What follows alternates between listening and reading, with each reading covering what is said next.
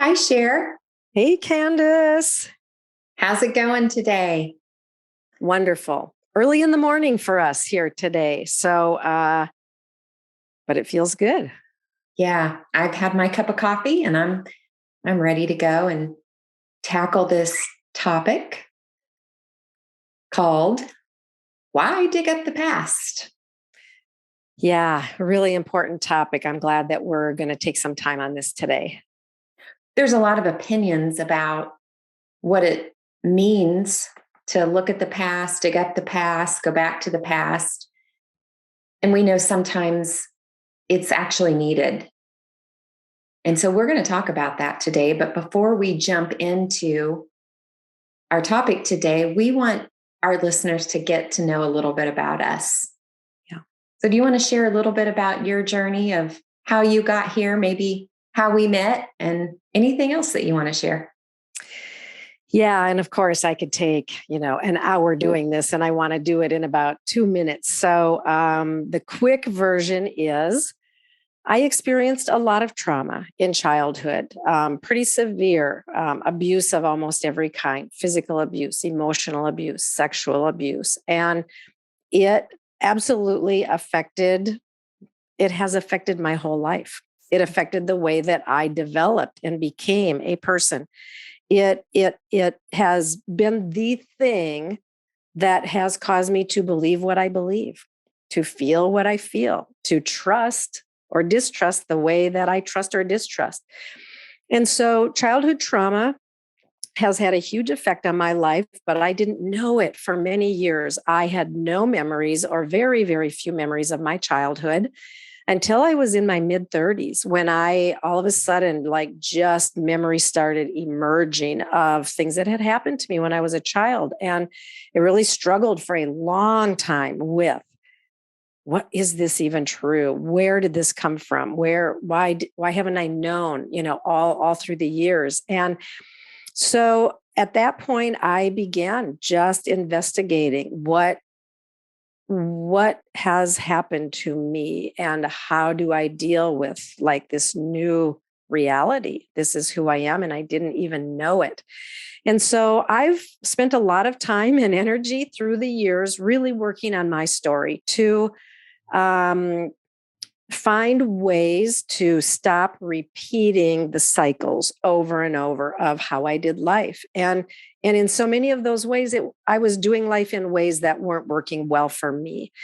And deep down inside, I lived continually with the presence of deep loneliness and Mm-hmm. feelings of emptiness that I wanted to be free from. And I didn't know how, but I kept searching. I kept talking. I kept asking. Mm-hmm. And that eventually did bring me to story work, which, in just a very brief description, like, story work is where we bring a particular story of our childhood harm, like a moment, an event that we write it out. We bring in the details, many times that are hard for us even to access. Mm-hmm. Who was there? What was said? What actions were done? What kind of care did we or didn't we get? And that's how we met. We both joined a story group and began learning this process of telling our stories in a way that was completely different than what we had experienced prior. Even though we had done a lot of work, it was like this was our first taste of really bringing a story of harm and being surrounded, like we talked about last time, in that context of kindness rather than judgment. And we both have found this to be so powerful in our lives and healing, and helped us really overcome so many things that we have struggled with for literally decades. And so, yeah, I could go on and on. That's me, and just a really brief kind of glimpse. How about you, Candace? I have to respond to a few things you said Yeah. because I noticed you used the word to be free from loneliness. And though we have a growing freedom in these struggles, I'm wondering if it's not so much being completely free of those feelings, but you know what to do in them now. Exactly. Yes. Thanks for pointing that out, because the last thing we want to really communicate is that, like, now we have arrived, like life is perfect and we have 100%, like, yeah, not, unfortunately. It's an ongoing walk, but really in a really different kind of way, because yes, when those feelings of loneliness come up, what do I do with it now? It's completely different than it was before. Yeah. So instead of those feelings controlling us or driving us to maybe do things or say things that we end up regretting, we're actually slowing down, Mhm. noticing, hey, there's that feeling of loneliness. Yeah. And here are my resources now. Yeah. I mean, the fact is that trauma presses us down. It's oppression. Usually we're really buried beneath feelings of guilt and shame and fear and unworthiness. And so looking at our past, digging up our past literally and sorting through what we find there helps us come out from under that oppression so that we begin to experience abundant life, tastes of it, experiences of it, not perfection, abundant life and flourishing and freedom and the things that we long for, love, right? To really feel seen and known and loved. I mean, it's profound. I'm glad you named that because, in my experience, there's a lot of differing opinions and even some confusion on going back to the past to get stuck or wallowing in pity or can't move forward. But we contend when there's childhood trauma and we're bumping into the same struggle or the same reenactment, the same behaviors that hurt us or hurt others, we say it's good to consider what's going on here and finding someone who knows how to engage, which is so important. Yes. Those stories of childhood trauma and harm. Yeah. Which leads me to, I'll share a little bit about me, but I do have another question for you. Sure. This will be a long introduction, but we're already talking about the topic. Right. So, do you want to share a little bit about your family or kind of the area you're from? If not, that's okay. I'm just curious. Sure. Yes, love to. Yeah. So I'm from Minnesota, which probably everyone from who's not from Minnesota has already, identified my accent, which, obviously I don't ever hear. But I'm from Minnesota, grew up here in a small town in kind of central Minnesota in a rural area. And so I'm a country girl at heart, though I've lived most of my adult life in the city. I'm married. I've been married for almost 40 years. And I have three amazing, beautiful children and two wonderful grandsons. And I am a coach. I love my work. I've done business coaching, life coaching, and now have turned my emphasis very much to story coaching. And that's me in a very small very small way. I'm so glad that I got to know you. And I think as we go forward, we'll be able to share more. Yeah. So I found story work. It's been over 2 years ago. My first introduction was it's called the Story Workshop through the Allender Center. In the late 90s, no, in the mid 90s, I was commuting back and forth to college, going part-time to get my degree in psychology. And I stumbled across this radio program with Dan Allender, and I would listen. And I knew I had stories, but I minimized it so much. And I didn't have a lot of the memories at that point. But I knew what I was hearing was significant. And there was a part of it that kind of made me mad and scared. So I didn't do much with it. In fact, I walked away from it, but over the years, it would circle back around. Mhm. So when I heard about the story workshop, it took me a couple of years to sign up, but my father had passed away and I was having, some deeper struggles. And I decided to sign up for the story workshop. And that first experience and the kindness, like you said, really set me on a new path of like, I've never experienced this before.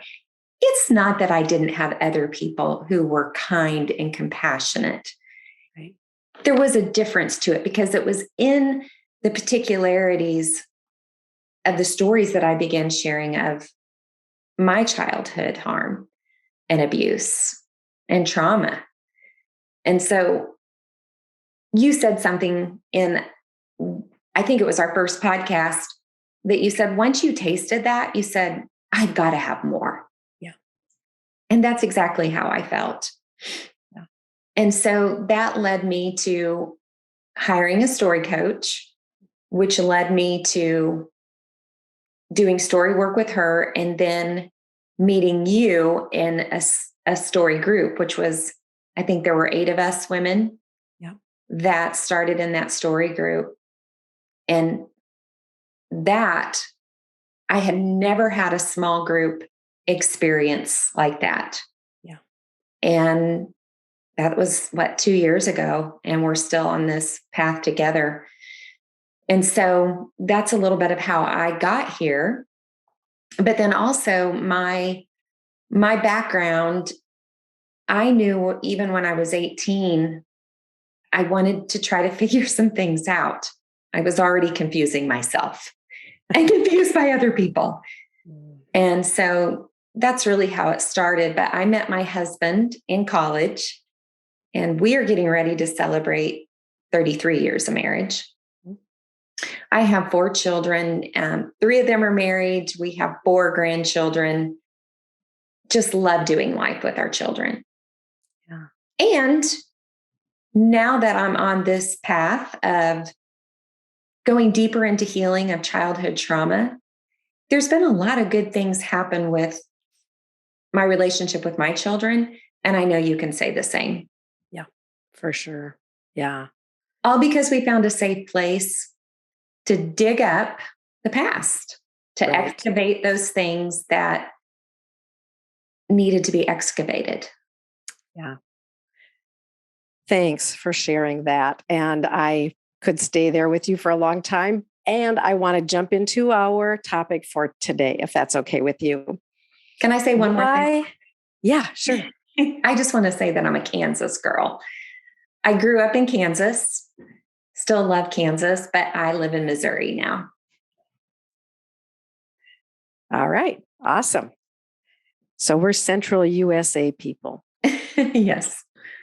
So, Kandace, as we jump into this topic today, why dig up the past? I'll just ask you the question straight out. And we did already talk about it a little bit in our introductions, but why dig up the past?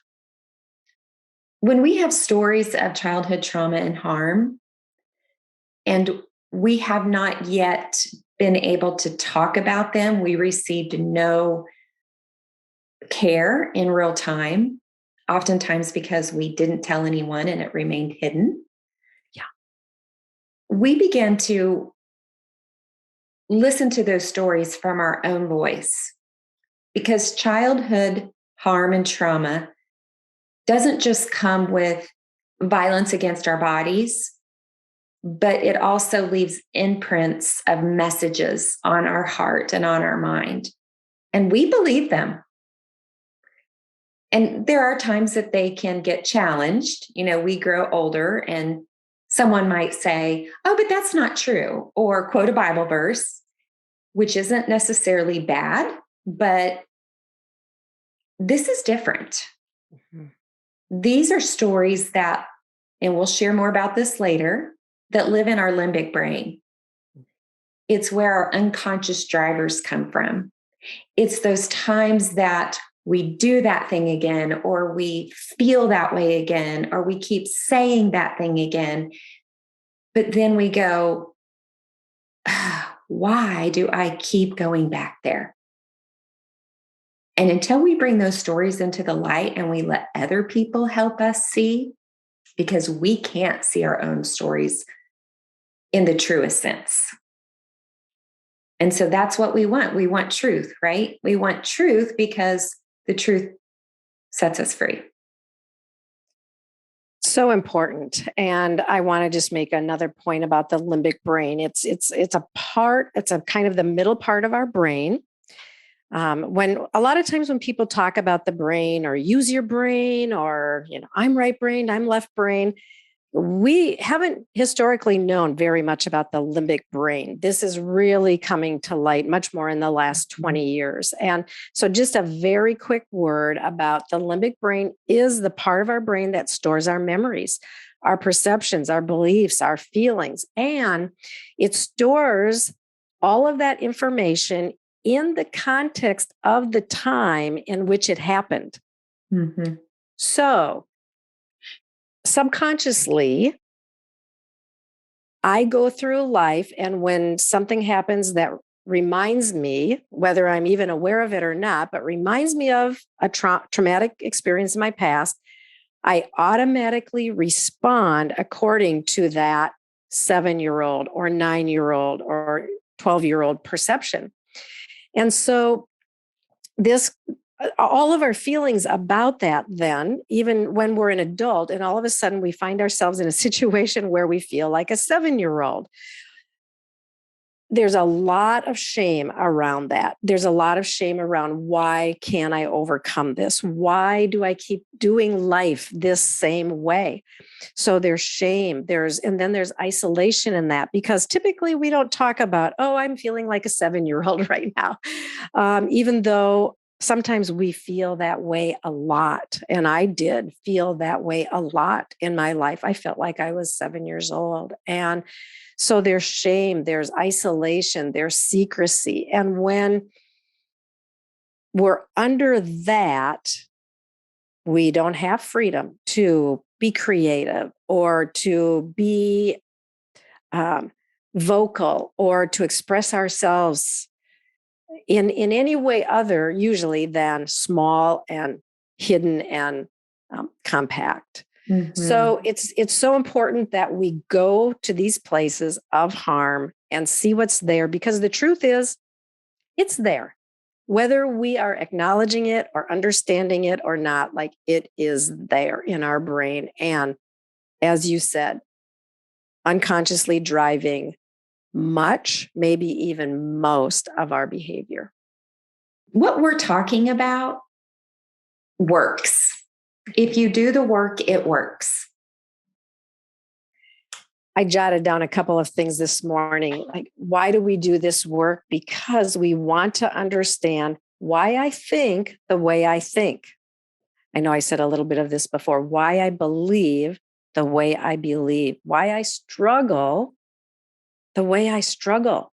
So often we have these reoccurring struggles and we don't understand why we keep struggling with the same things over and over. We vow we will never do that again, or we read a book, we learn, we really want to overcome the things that we struggle with over and over, and yet then we find ourselves there again. And understanding the past, understanding our stories, can really help us overcome the things that we want to overcome, because once we know the source, the genesis of that struggle, we can begin to change it.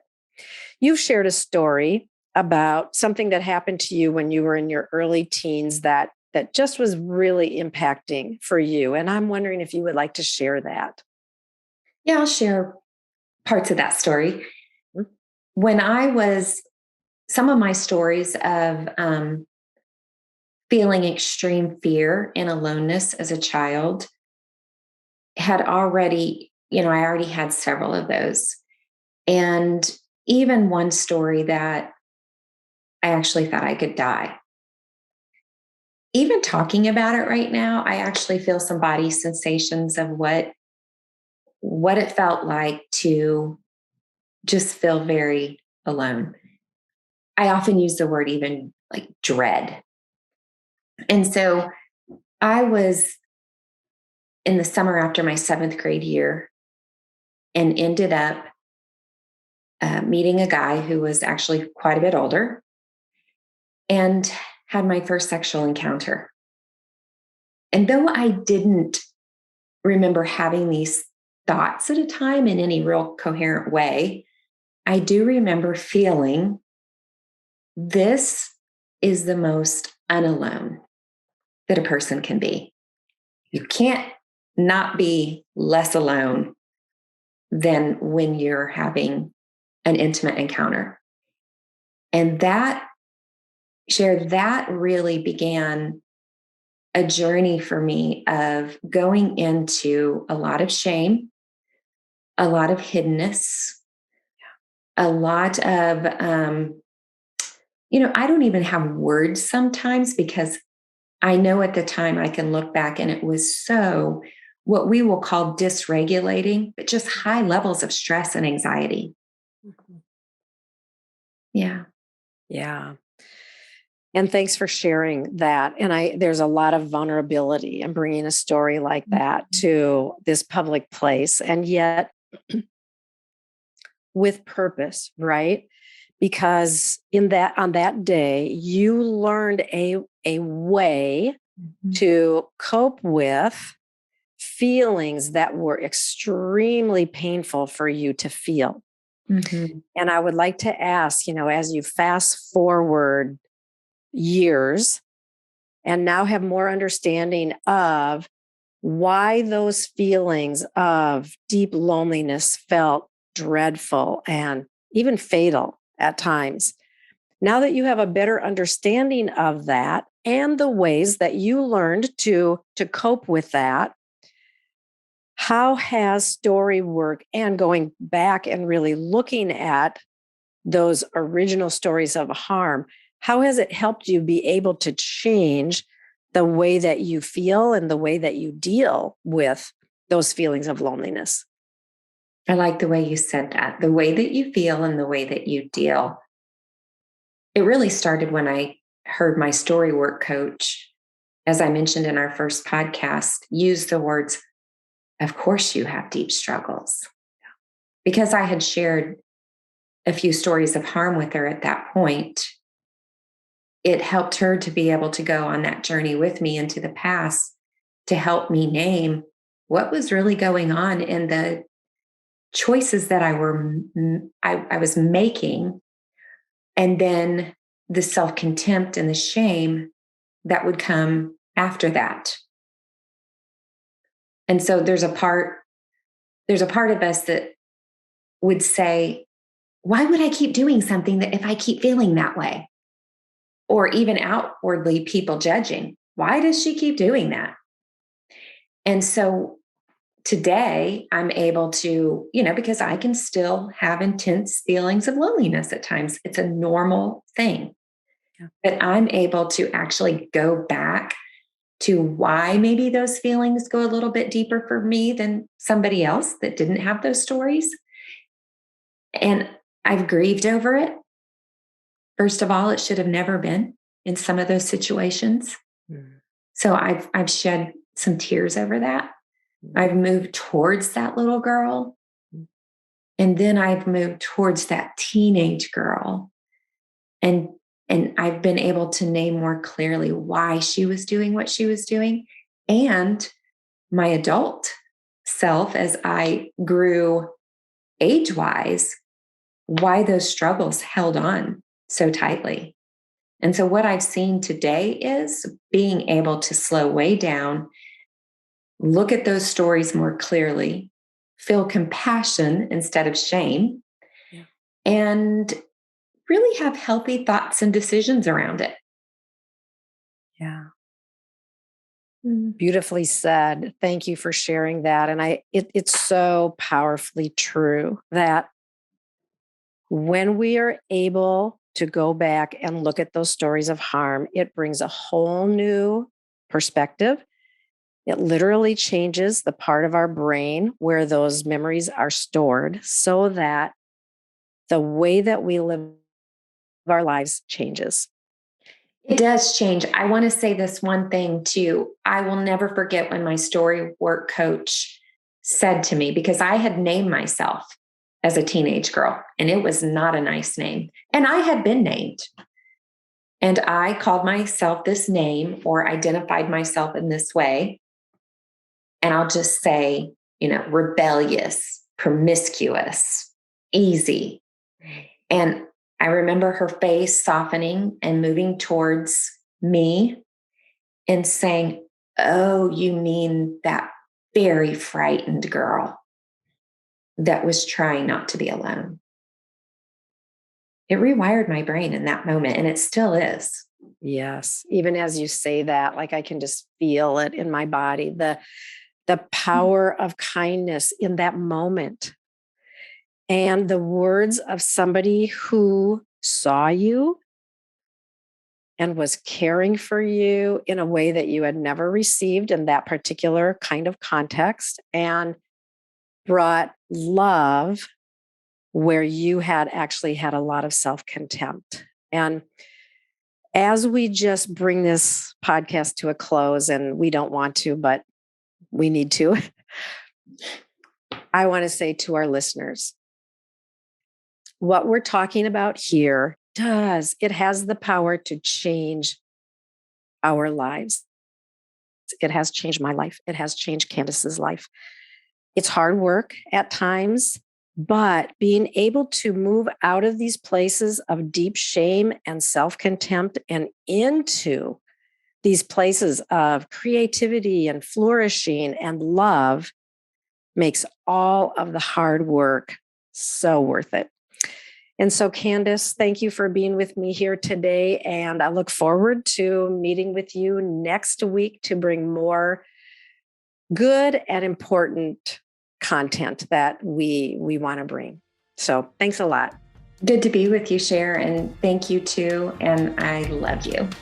I love you too, friend.